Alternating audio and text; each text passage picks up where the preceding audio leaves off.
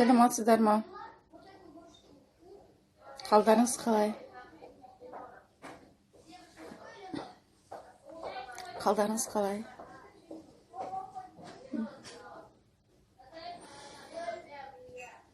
Бүгін сабақтың 3-ші күні, қыздар, соңғы күні. Сабақ оңай болмайды, сразу мен басында айттым. Любой адам кез келген аурудан жазылу үшін ауырады. Даже біздің жарамыз жазылу үшін қышиды. Бірақ мен сіздерге батыл болыңыздар, сабырлы болыңыздар деп айтамыз. Бұндай жолдардан біз өзіміз өткенбіз, білеміз. Любой нәрсе оңайлықпен келмейді.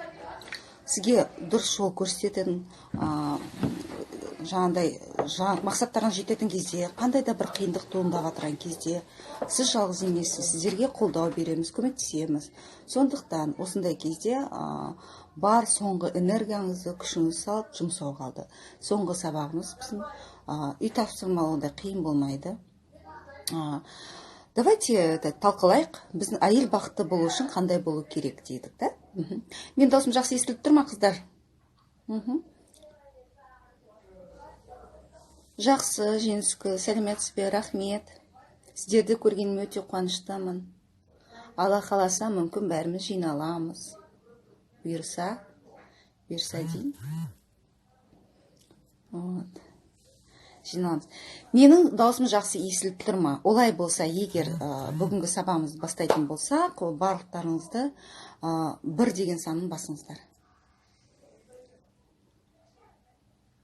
1 деген санын басыңыздар. Плюсик, рахмет. Хорошо. Сәлеметсіз ба? Дайынсыңдар ма бүгінгі сабаққа? Ұйқыларыңыз қанып, көңіл күйлеріңіз жақсы ма? Дайынсыңдар ма? Я естіліп тұр, тамаша. Сет жақсы ғой сіздерде, да? Жақсы. Кішкене жинақтайық да ойымызды. Әйел бақытты болу үшін қандай болу керек? Бірінші тақырыбымыз біздің тәуелсіз тұлғалық қалыптасуда.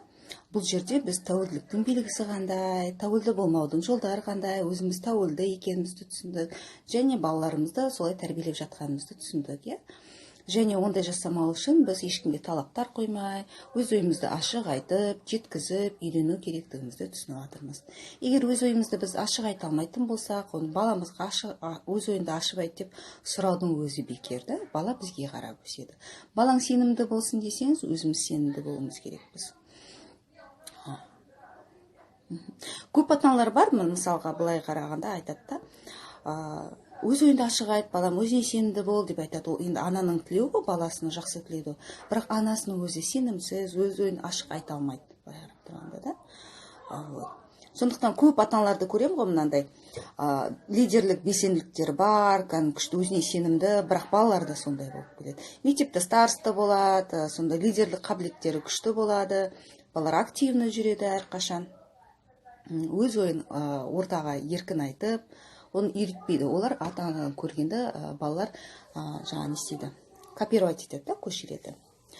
Одан кейін қыз құндылығын тұлғалық қасиетте біз 10 қағиданы айтып кеттік. Барлықтарын жазып алған шығарсыңдар. Естерінде қалса, алдағы уақытта өз жемісін берсін, соған қарай жұмыстануға әлде кеш емес.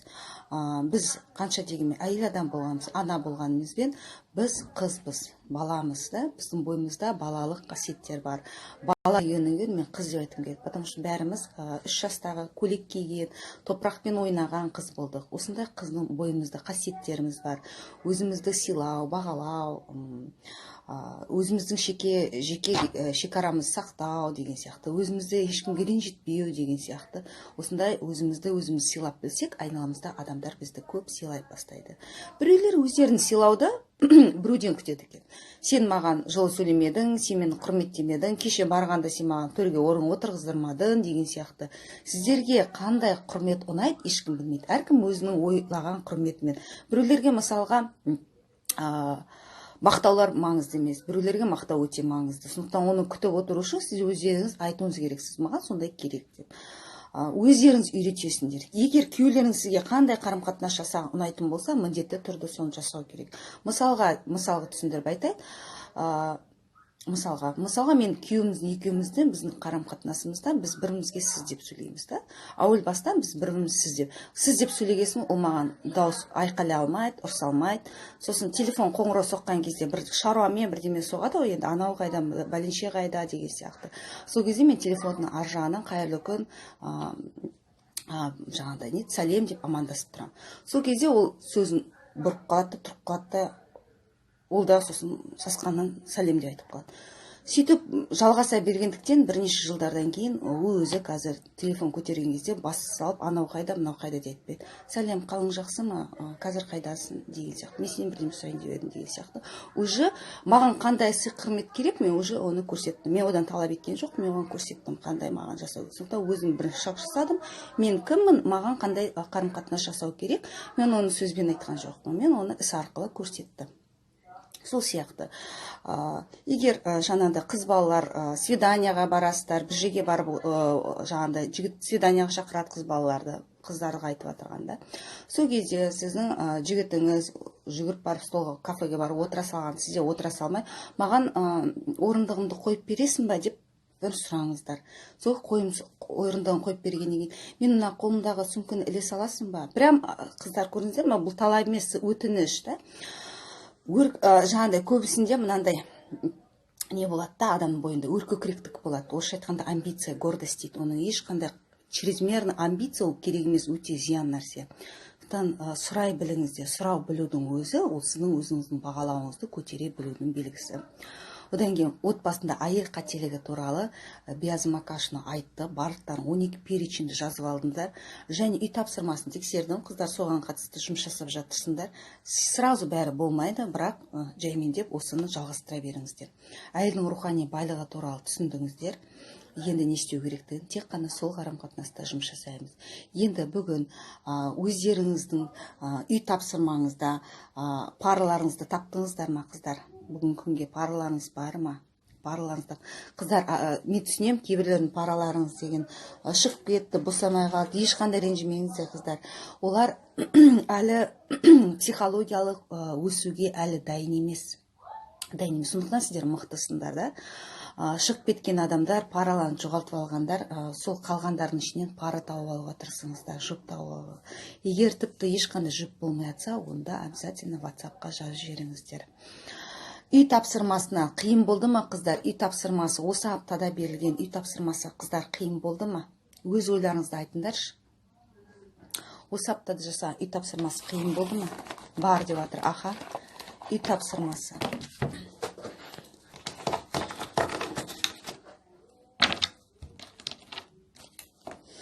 Үй тапсырмасы қиын болды ма, қыздар? Кімге қиын болды үй тапсырмасы?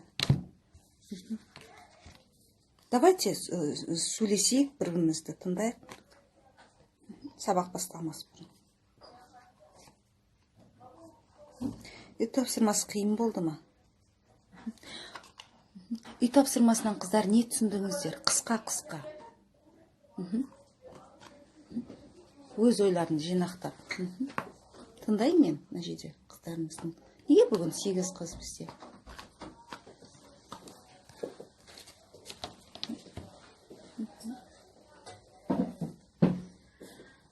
Үй тапсырмасынан қиын болса, не нәрсе қиын болды? Не нәрсе сізге, не нәрсені түсіндіңіздер? Не нәрсені түсінбедіңіздер? Давайте обмен болсын. Бірімізбен бөлісейік.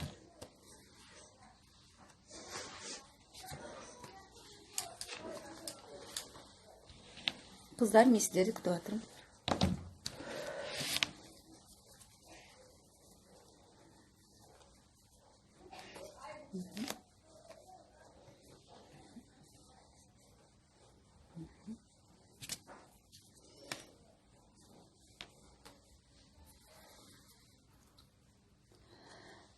Маған қиындау болды дейді. Зира қиындау болды дейді. Не қиын болды сізге, қиындау болса? Қай жері қиын болды, қыздар? Нұрсұлу, қиын болған жоқ. 3-ші тапсырмада кішкене ақсадым, өзіңіз көрдіңіз. Не түсіндіңіз? Үй тапсырмасынан, қыздар, не түсіндіңіз? Тапсырма қиындау болған, қыздар.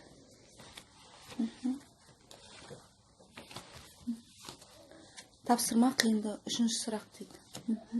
Қиындау болды, иә? Қадишамен жұмыс жасамадыңыз ба? Үшінші сұрақ қиындау болды. Неліктен қиындау болды деп ойлайсыз, Гүлзира? Қиын болған қыздар, неліктен қиын болды деп ойлайсыңдар? Өзіңізді түсіну қиын болды, иә? Тапсырма сұрақ түсініксіз болса, параңыз сізге қоя беру керек. Сұрақтың ішінде коучинг сұрағы ол сіздің бойыңыздағы ресурсты ашу үшін жасаған сұрақ. Коучымыз. Біз өзімізге шынайы емеспіз қыздар, да? Білеміз, да? 100% шынайы қыздар жоқ осы жерде. Бірақ 90% шынайы осында жұмыс жасап жатыр. 100% шынайы болмайды қыздар, өмірде кездеспейді, да? Бірақ өзімізге шынайылық толық болған кезде ғана біз сол сұрақтарға түсіне аламыз. Мысалға, мен мынандай қыздар болды, да? Қазір айтам. Өзіме сенімділік алғым келеді деген қыздар болды. Неге шығып кетті? Оның сұрағына неге ол? Соны сұрады ғой ол. Ол соны Алла тағаладан қалады ғой. Неге енді ол шығып кетті? Неге ол өзінің айтқан сөзіне қарсы шығып тұр? Ол осыны сұрады да, біраз енді керек емес деп. Бұл шынайылық емес қыздар. Да? Шынайылық емес. Өзім дұрыс түсінбедім. Өзім дұрыс түсінбедім. Өзіңізді түсіну, адам өз-өзін жеке отырып түсіне алмайды, оған жұп керек қыздар. Сіздің мақсатыңыз қандай деп мен бірінші сұрақта қойдым. Сіздің осы сабақтан алатыныңыз мақсатыңыз қандай, да? Әр адамның өзінің мақсаттары бар екен. Қазір айтамын, да? Гүлзира, сіздің мақсатыңыз өмірімді өзгертіп, бақытты болғым келеді. Сол сұрақ сізге. Сіз осыны мақсат ретінде ұстап тұруыңыз керексіз. Сабақтың басынан басталғанша еш нәрсе ойламауыңыз керексіз. Ешқандай. Ақша, әйел құндылығы, балалар, жаңағыдай рухани өсу жоқ. Пока осы өмірімді өзгертіп, бақытты болғым келеді. Ол үшін істеуім керек. Хоббиімді өзімді өзгертіп, бақытты болғым керек. Ол үшін мен өзімді өзгерту үшін өзімнің потенциалым, күшім көп болу керек. Ал өзімнің потенциал, күшім көп болу үшін қазір мен не істеп жатырмын? Сіз не істеп жатсыз қазір? Там екінші сұрақ бар ғой, коуч техникасында. Кітаптар оқыватырмын, семинарға қатысып жатырмын, үздік өзімен айналысып жатырмын деген сияқты, да? Енді өмірімді өзгертіп, бақытты болу үшін нақты енді не істеу керек? Оның бәрін істеп жатсыз. Бірақ өсіп жатқан жоқсыз, әлі бақытты сезінген жоқсыз. Өмірімді өзгертіп, бақытты болу үшін мен не істеймін? Өзіме не қалайтынын өзім түсінуім керекпін. Өзіме не қалайтынды өзім нақты түсінуім керекпін. Өзіме не қалайтынды түсінген кезде ғана мен бақытты ете аламын. Бақытты ету менің қолымда, бақытсыз болмау менің де қолымда. Демек, жауапкершілікті аламыз, Гүлзира. Понятно, да, Гүлзира? Жауапкершілікті егер алмасаңыз, сіз ештеңеге жетпейсіз. Я күлу менің қолымда, күлем, жымиям. Жылау менің қолымда, жымия. Біреу жүгіріп келіп, аны жыла деп пистолет тақатып жылаттырмайды, біреу бізді пистолет тақатып күлдіртпейді. Бәрі менің қолымда. Бұл реакцияға мен ашуланам, менің қолымда. Ашуланбай, просто күлімдеп қарсылам, менің қолымда. Вот. Түсінікті ғой, да, Гүлзира?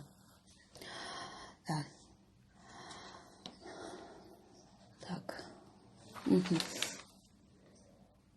Біз қыздар үй тапсырмасын секіріп кете алмаймыз. Себебі үй тапсырмасында өте құнды ақпаратта жатыр.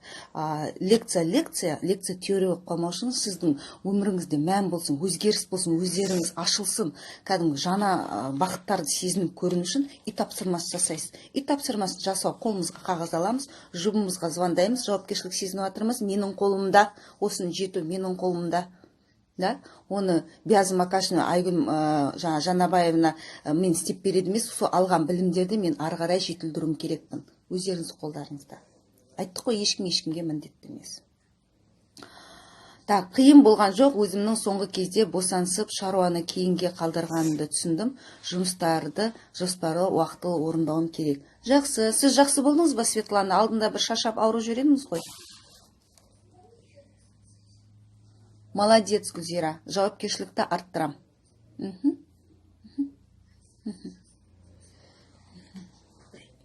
Тамаша. Үй жұмысында. Тағы кім не түсінбеді, қыздар?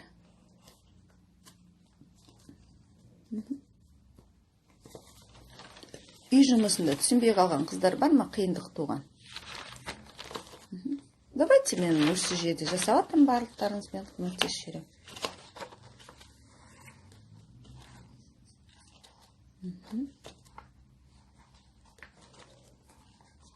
Кім бар?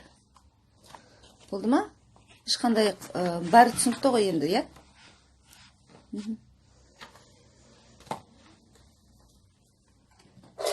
Басында дұрыс тыңдай алмай қалдыңыз. Иә, жұмыс көп болып қалды. Эфирге қатысыңыздар қыздар. Соңғы сабақ болды ғой уже. Сосын өздеріңізден боласында. Я вас отпускаю. Жақсымын, жазылып келемін. Хорошо.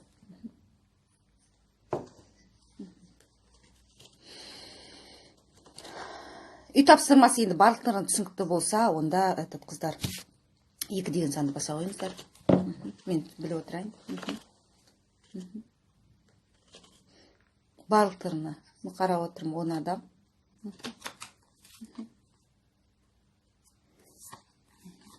Үй тапсырмасы. Тамаша. Бүгін қатысып отырмын.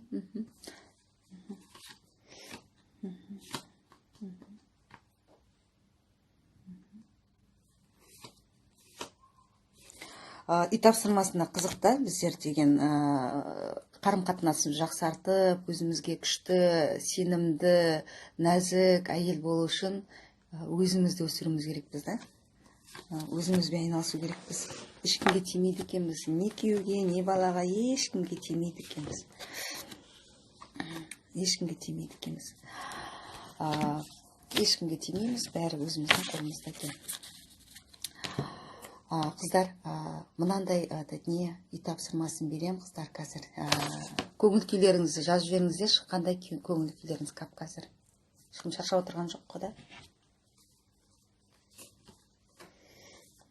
Бүгін данышпан әйелдің белгісі қарым-қатынастағы жеке тұлғалық қасиетті дамыту.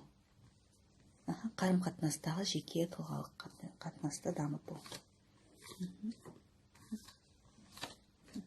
Үй жұмысы өте керемет, қыздар. Ол сендерге күш береді, қуат береді, сізді өсіреді. Ешқандай қиын жұмыс жоқ. Үй жұмысында тартешкеден цемент таскать етіп, өзіңіз шаршататын жұмыс емес. Күні 2 минуттан жасап тастасаңыз, 10 минутты бөліп тастасаңыз, 4 күнге сіз үлгересіз. Бәрін жасап тастауға, иә? Даже 2 минуттан жасап тастауға болады, қыздар. Өзімізге уақыт табуға болады, қыздар. Балаларымызды ұйықтатып тастап, үйімізді жинап тастап, 2 минутқа. Мен өсейінші, мен дамайыншы деп. Мен балаларым бақытты болсыншы деп.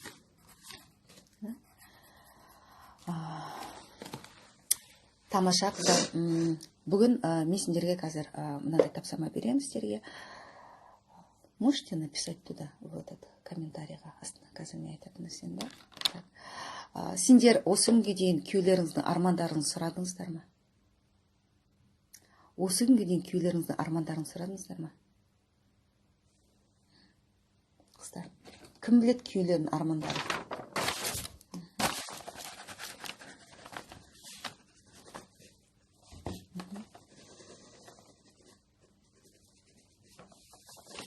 Данышпан әйелдің белгісі, екіншісі қарым-қатынастағы жеке тұлғалық қасиетті дамыту.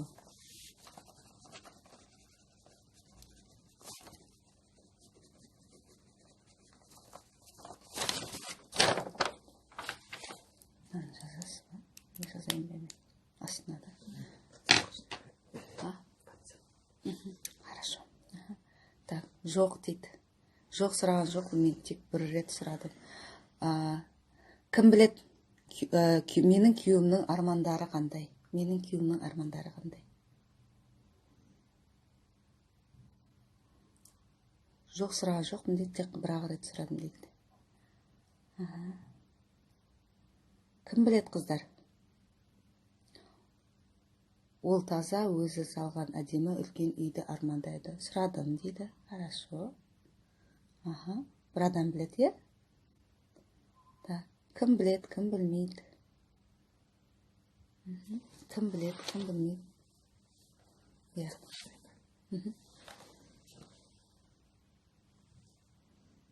Білем дейді. Білем дейді. сұрамай білетін сияқтымын дейді. Сол үйде біздердің бақытты, менің күліп жүргенім қалаймын дейді. Данышпан әйелдің белгісі қарым-қатынастағы жеке тұлғалық қасиет дамыды. Арман көп қой дейді, бірақ айтпайды. Қыздар, жалпы көп деген әйелдер көбінесе күйеуінің армандарын білмейді. Себебі біздер постоянно сұрауды білеміз, күйеуімізден талап етуді білеміз, бірақ ол нені бұл өмірде қалайды? Оның арманы қандай? Нені қалайды? Оның өмірдегі арманы қандай? Осындай міне сұрақ қыздарда. Себебі біз көп осындай тақырыпқа көп әйелдер отырып талқылап сұрамайды. Сондықтан сендерге айтатыным, қазір сендерді перерывке жіберем. Күйеулеріңізден 5 арман сұраңыз. Сенің бұл өмірдегі 5 негізгі арманың қандай? Сенің бұл өмірдегі негізгі 5 арманың қандай деп. Әрине, арман көп, қыздар. Арман көп, бірақ сол арман ішінде негізгі 5-еуі қандай? 5-еуі қандай? Соны сұраңыздар. Жазып алсаңыздар болады. Мен жазып алғам, ұмытып қалмау үшін сол кездерде. Сұрап алыңыздар. Және қараңыздар, ол сіздің армандарыңызбен бірге сай келе ма? Сіздің күйеуіңіздің арманы сіздің армандарыңызбен бірге сай келе ма? Вахтада дейді. Қоңырау соғып біле аласыз ба? Сотка алмайды дейді. Машина алу арманы дейді. Кешке дейін.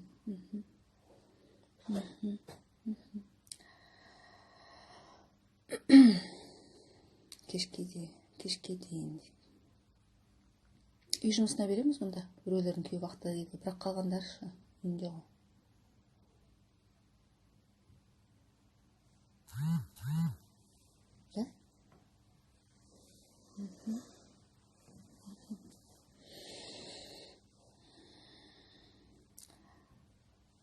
Давайте мен сендерді перерывке жіберем, қыздар.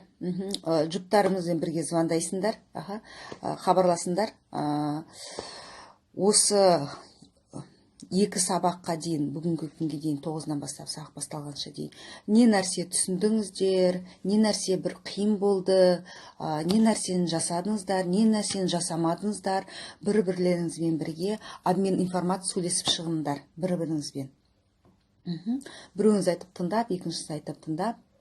Содан кейін өзіңіз екінші тапсырма, менің күйеуімнің 5 арманы осындай деп шамамен білетін болсаңыз, болжау 5-еуін жазыңыз. Хорошо? 2 тапсырма. Бірінші параларыңыз звондайсыңдар, қал жағдайың қалай. Осы әйел бақытты болу керек деген семинар лекциядан жалпы өзіңізге не түсініп, не өзгертулер жасап жатырсыздар? Бойыңызда не өзгерту жасап, не түсініп, қандай кедергілер болды, оларды қалай шешіп, қалай арылдыңыздар? Қазіргі алдағы мақсатта немен жұмыстанатын болып жатсыз, не түсініп жатсыңдар? Бір-біріңізге обмен информация. Просто не істеңіздер? Шығарып, іштеріңізді ашып шығарып сөйлесіңіздер де. Екіншісі, менің күйеуімнің бойындағы шамамен осындай 5 өзінің арманы бар деп болжаймын. Соны жазыңыздар. Хорошо, сол кешкесін именно күйеуіңізбен сұрап болғаны, сол 5 арман сіздікімен келе ма, келмей ма, соны кешке тексересіздер. Сіздерге үй тапсырмасы түсінікті болды ма? Егер үй тапсырмасы түсінікті болса, жүрекше баса қойыңдар, чтобы мен көріп отырайын. Қазіргі арман жақсы жұмысқа кіру. Негізгі 5 арман. Жақсы жұмыс алу, ақша табу, тағы да не зат. Вот бәрін не істеңіздер. Түсінікті болды ма, қыздар? Үй жұмысы түсінікті ма, түсінбей қалған қыздар болмасын қазір. Так, кейін қалып қояды, мен WhatsApp'та пока түсіріп жатқан біреулер болып жатады. Бәріміз бірдей уақытпен не істейік, и бірдей уақытпен келеміз. Жақсы. Неше минут берем сіздерге. Келгеннен кейін сразу данышпан әйелдің белгісі көшіп кетеміз.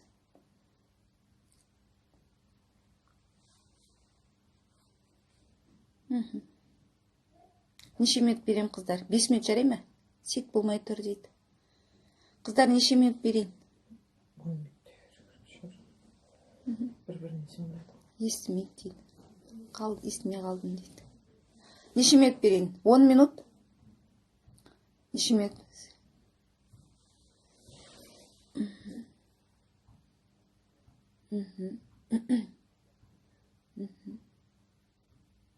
Үй жұмысы. Бір-біріңіз жұптарыңызбен бірге звондаңыздар. Қалдарыңыз қалай? Танысып, амандасып, осы сабақтан не түсініп жатсыңдар, қандай әсер алып жатсыңдар, не түсінбей жатсыңдар, не қиындық болып жатыр, оны қалай шешіп жатсыңдар, алдағы уақытта не істейсіңдер енді. Өздеріңіздің жаңағыдай неңіз, запростарыңызды есіңізге сақтаңыз. Бәріңіздің запростарыңыз бар, қыздар, мен білем. Бәрін жазып алдым мен. Бәрін жазып алдым. Ең алғашқы бастағанда, сіздің сабақтың басындағы мақсатыңыз. Вот. Соны естеріңізге түсіріңіздер. Жинақтаңыз, ойларын жинақтаңыздар. Өздеріңіздің ойларыңыз жинақталып жатырғаны, кішкене шашаңқы ойларыңыз бәрі жинақталып, прям орнына келіп жатырғаны түсініп жатсыз ба, сезініп жатсыз ба, не болып жатыр. Соның бәрін біріңізбен бөлісіп, ашылып, кәдімгідей сөйлесіңіздер, выговоритесь. Екіншісі, күйеуімнің бойында мен шамамен білетін осындай 5 арманы бар, 5 қалауы бар. 10 минут жеткілікті дейді. 10 минут жеткілікті, онда жіберемін да, қыздар.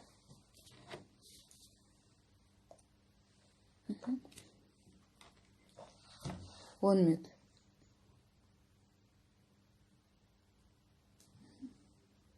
Плюсики. Плюс, қыздар, плюс.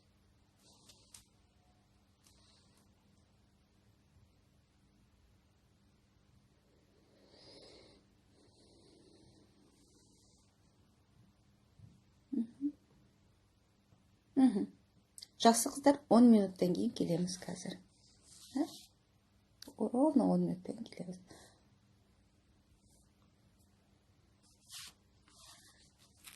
Давайте онда параларыңызға қоңырау соғыңыздар.